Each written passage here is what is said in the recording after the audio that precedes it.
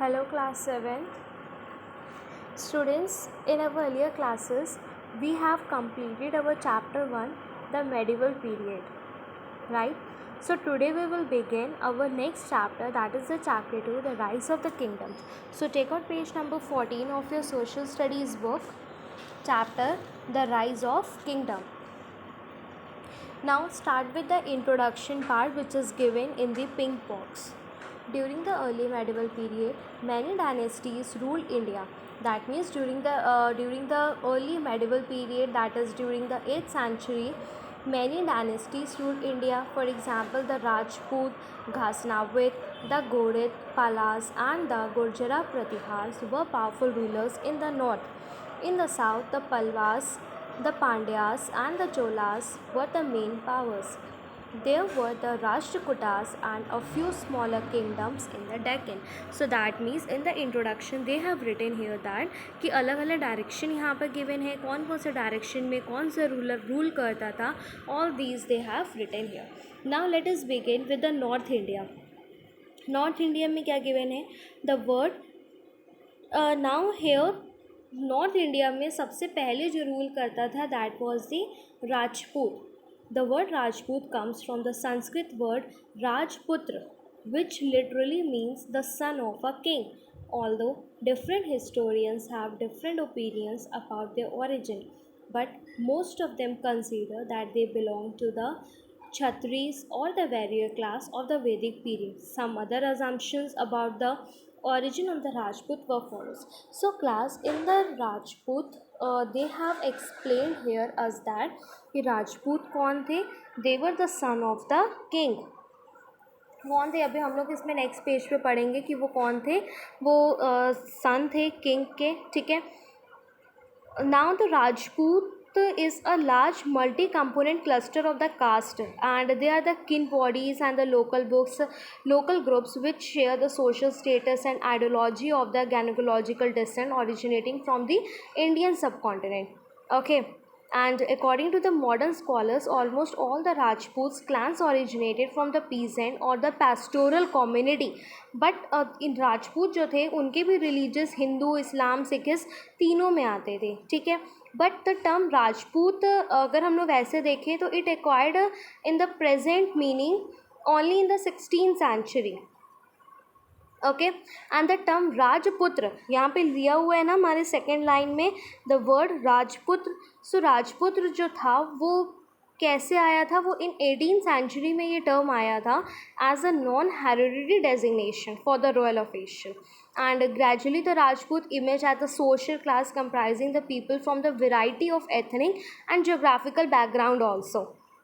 Clear? So now what is written here? Assumptions क्या दिए हुए हैं? They were descendants of the Central Asian tribes settled in India after the Hun invasion, यानी कि उनके बाद आए थे. According to some Rajput clan, they were Suryavanshi. मैंने आपको पहले ये चीज़ समझाई थी कि वो कौन थे. वो थे सन. ठीक है. किसके? किंग फैमिली के. नाउ ये यहाँ पे टर्म आया है सूर्यवंशी. सूर्यवंशी का मतलब होता है belonging to the sun family, या चंद्रवंशी यानी कि बिलोंगिंग टू दी चंद्र. चंद्र का मतलब क्या होता है? चांद. That is a moon. So they belong to the moon family. Some Rajput clan consider themselves as a part of the fire family. कुछ क्या कहते हैं? Fire family. Now the meaning of the fire in the Hindi is Agni. So now they belong to the Agni Kul. Some believe that they were born out of the sacrificial fire. Okay. So some important Rajput clans that ruled during this period were the Tomers, Chauhan, Solanki, Paramars, Gahadavalas and the Chandelas. So यहाँ पर इन्होंने क्या दे दिया है? अलग अलग dynasty के बारे में बताया है कि कौन कौन सी थी. सो राजपूत में हम लोग ने क्या पढ़ा यहाँ पर कि जो ओरिजिन था राजपूत का. Now it is a subject of the debate that many theories क्या कहती हैं कि they support that their origin is from the Agnikul और something that they are the Kshatriya और द मिक्सड ओरिजिन. ठीक है. And Rajput belong to the early medieval period. And medieval period लगभग mainly इनका था 647 AD टू 1200 AD तक. ठीक है. देन आफ्टरवर्ड्स अब हम लोग क्या पढ़ेंगे, इसके अंदर में हमारा आता है सबसे पहले Tomar. Now, what is written in this? The Tomers established the city of Dilika, that is the Delhi, in the 8th century, which was occupied by the Chauhans later. So, class जो तोमर से कहाँ के थे, दिल्ली के थे. So the Tomers belonged to the Delhi, and they were the feudatories of the Pratihars also. And Tomar dynasty जो थी उन्होंने रूल किया था 8th to 12th सेंचुरी पे. कहाँ पर, दिल्ली में. ठीक है, दिल्ली और हरियाणा में. और इनके जो अग्नपाल वन थे वो फाउंडर थे तोमर डायनेस्टी के. ठीक है, तो ये था हमारा तोमर का. देन उसके बाद आते हैं हमारे चौहान्स. चौहान कहाँ के थे, राजस्थान के. The Chauhans administrated the region around the Delhi and Ajmer. They were also called the Chahamanas. Prithviraj Chauhan was the most powerful ruler of the Chauhans who defeated the Muhammad Ghori in 1191, but a year later he was also defeated and killed by the Ghori. So what was written in the Chauhan, that they declared their independence in the 1101 century at the Ajmer. ठीक है, and they were the feudatories of the Pratihara also. They captured the Ujjain. उन्होंने उज्जैन को capture किया था. कहाँ से, परमार से. परमार कहाँ के, पलवा के. और दिल्ली को भी किया था कैप्चर. दिल्ली को कैप्चर कब किया था, in the early part of the 12th century. Then afterwards वो अपनी कैपिटल को कहाँ ले गए थे, दिल्ली ले गए थे. That means they shifted their capital to the Delhi. And the Prithviraj Chauhan was the most important ruler of this dynasty. वो मोस्ट इंपॉर्टेंट रूलर था उस डायनेस्टी का. Now the next is Solanki's of the Gujarat. ठीक, अब सोलंकी में क्या लिखा हुआ है यहाँ पर, the Solankis were also called the Chalukyas of Gujarat. Siddharaj was the most powerful ruler of the Solankis. The Dilwara temple at the Mount Abu and the Sun temple at Modhera, that is the Gujarat, were the famous temples which were built by the Solanki rulers. So जो Solanki rulers थे उनके time period में ये दो important जो temples हैं ये frame up हुए थे. ठीक, नेक्स्ट आते हैं Paramaras of Malwa. So what is written here? The Boj Paramar was a powerful ruler whose capital was Dhar. The Nilakantheshwar temple at the Udaipur is a famous temple built by the Paramars. So class यहाँ पर इन्होंने क्या बताया है कि इन्होंने कौन सा टेम्पल बनाया था फेमस, नीलकंठेश्वर टेम्पल बना था इनके टाइम पीरियड पे. Clear. Now the next one is Gahadavalas. अब ये कौन होते हैं हमारे, they govern the region around the Kannauj. That means Kannauj के पास इन्होंने अपना जो रूल था वो किया था. The Jaichandra was Gahadavalas king who was defeated by the Mohammad Ghori in 1195. सो ये आप लोग को यहाँ पे लर्न करना पड़ेगा कि कब वो आए थे एंड कब उन्होंने वहाँ पर डिफीट किया था. Now the next one is Chandelas of the Bundelkhand. They ruled on the land between the Yamuna and Narmada river. The capital of the Chandela rulers were Khajuraho. The most powerful ruler of the dynasty was Kirtivarman. Clear. Now the next one is Palas. Palas भी हमारे बहुत important one थे. अब read करते हैं इन्होंने क्या किया था. एक्चुअली ये हम लोग के आए थे महिपाल वाले टाइम पीरियड में. ठीक है, दैट मीन्स 998 से लेकर 1038 AD तक आए थे. And they also become the most powerful during this region. And लेकिन कब ये उनकी डायनेस्टी डिक्लाइन हो गई थी, जब इनके महिपाल की डेथ हो गई थी. ठीक है, तो क्या लिखा है, the Palas rule the area covered by the present day states of the Bihar, Jharkhand and the West Bengal. And the first ruler of the Palas was the Gopala. So वो कौन था वहाँ पर, ये फर्स्ट रूलर था उनका. ठीक है। सो पाला डायनेस्टी के अंदर हमारा गोपाला आता है, मेन जो फाउंडर था पाला डायनेस्टी का। सो ये तो इम्पॉर्टेंट ही हो गया यहाँ पे।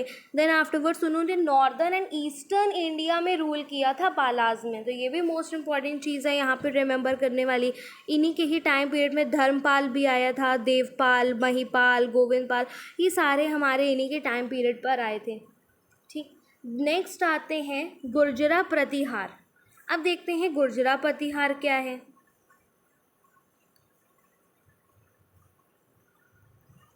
दे rule over the parts of the Rajasthan and Gujarat, यानी कि गुजरात में और राजस्थान वाली जगह पर इन्होंने रूल किया था। They ruled over the parts of that place, and Bhoj was a powerful ruler of Gurjara Pratihar who conquered Kannauj and made it his capital. So यहाँ पर ये भी हमारा इम्पॉर्टेंट वन है प्रतिहार, क्योंकि अभी आपने सुना होगा कि सब जगह पर प्रतिहार की ही बात हो रही थी। So that means these are the most important one. ठीक है, एंड इनके टाइम पीरियड में कौन मोस्ट इम्पॉर्टेंट था? राजभोज। ठीक है, वो पावरफुल रूलर था वहाँ का, and that means the most famous ruler. उसने एक ब्यूटीफुल पता है लेक भी बनाया था भोपाल के आसपास, एंड कॉलेज भी उसने ही सेटअप किया था वहाँ पर एक। ठीक, अब हम लोग नेक्स्ट आते हैं टॉपिक पर, administration in the early medieval period in the north. The king has the main power of the kingdom. He was entitled as Parbhadrak and the Maharaj Dhiraj. Each department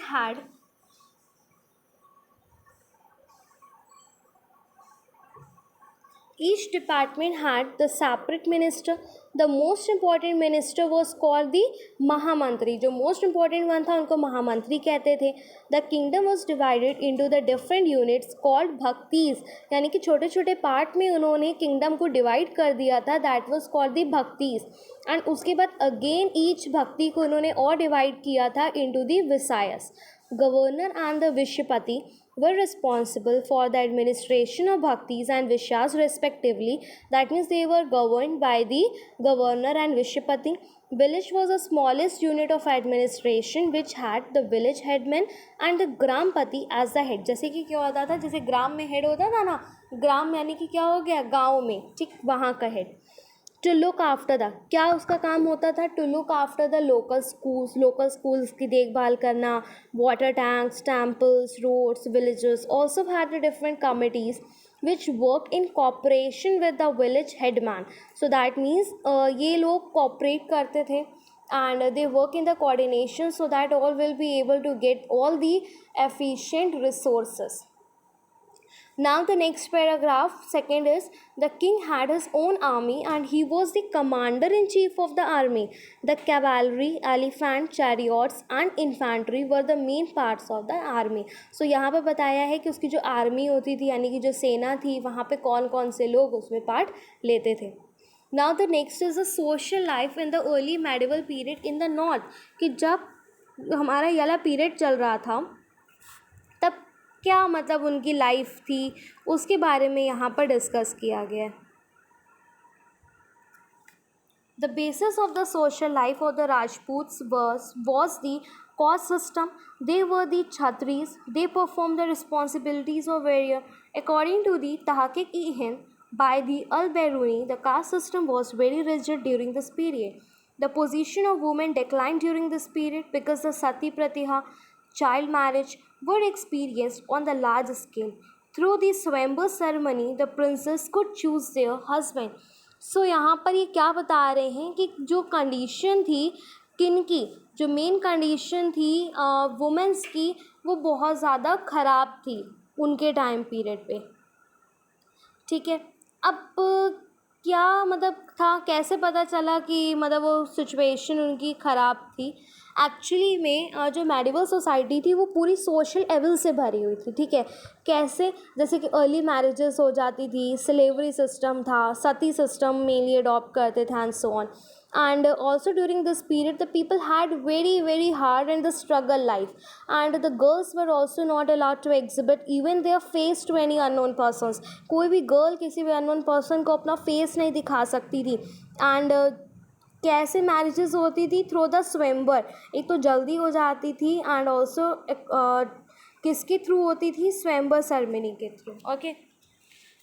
Now, what they have written here in the next paragraph, the economical life कैसी थी medieval period में? ठीक.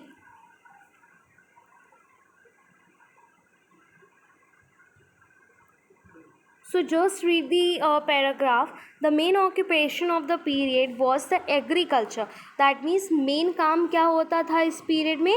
Agriculture वाला mainly काम करते थे ये लोग, यानी कि खेती होती थी. During this period, trade with the Southeast Asia, China and the Western world increased. Textile यानी कि कपड़े वाली, स्पाइसेस, प्रीशियस स्टोन्स, ये मेन एक्सपोर्ट्स होते थे. That means they were send to the different parts of the country और outside the country. And the horses, precious metal and stores were imported. That means they were bring from other places to the that place जहाँ पे वो लोग रहते थे. Each king issued his own coins because there were many Rajput clans. The intrinsic value of the coins declines over time because there were many coins in circulation. तो उसकी जो value थी वो डिक्लाइन हो गई थी because at that time there was a many coins in circulation and there were many Rajput clans जो कहते थे कि मेरा चलना चाहिए, मैं राजपूत हूँ. सो इस अकॉर्डिंग उनके बीच में एक कंपटीशन रहता था. सो मेनली जो उनका जो वहाँ पर जो सिस्टम था यानी कि जो इकोनॉमिकल लाइफ थी वो कैसी थी? That was characterised by the deep social stratification and the largely the agriculture system. And also even before the Normans invaded the England, जो मार्केट इकोनॉमी थी वो एसेंशियल पार्ट थी वहाँ पर मेडिवल सोसाइटी का. ठीक है. बट जैसे ही जैसे वहाँ पे पॉपुलेशन इंक्रीज़ हुई, that means after the increasing of the population pressure and the growth of the market, जो एग्रीकल्चर था वो और ज़्यादा ट्रांसफॉर्म हुआ, स्पेशलाइजेशन इंक्रीज़ होने लग गई. लेकिन उसका जो असर था ना वो मेनली रीजन के ऊपर पड़ने लग गया, यानी कि एक पर्टिकुलर स्टेट के ऊपर. Then afterwards, a different invasion in India. Many invaders entered in North India. For example, Muhammad of Ghazni, Muhammad Ghori. The main aim was to capture the wealth of the India. वो क्यों आए थे India में? Because they want to capture the wealth. वो क्या चाहते थे कि इंडिया की संपत्ति के ऊपर अपना हक जमाना. They attacked the wealthy temples and took the wealth. उन्होंने जो wealthy यानी कि जो पूरे संपन्न जो temples थे उनके ऊपर अटैक किया so that they take the advantage of their wealth. Now the South India. So students, बीच में ये जो in-text questions आ रहे हैं, that is I think you will be able to see on the page number 16 which I have shared. यहाँ पर in-text question given है, that is the name any two temples built by the Solanki. Solanki ने कौन सा temple बनवाया था गुजरात में? सो इसको फिल कर लीजिए साथ में ही. ठीक है. दैट इज यहाँ पर क्या लिखेंगे? Dilwara temple and the sun temple. And the C जो है, the first ruler of the Palas was the Gopala. ये हम लोग ने ऑलरेडी अभी पढ़ा था कि इनका फर्स्ट रूलर कौन है. ठीक है क्लास.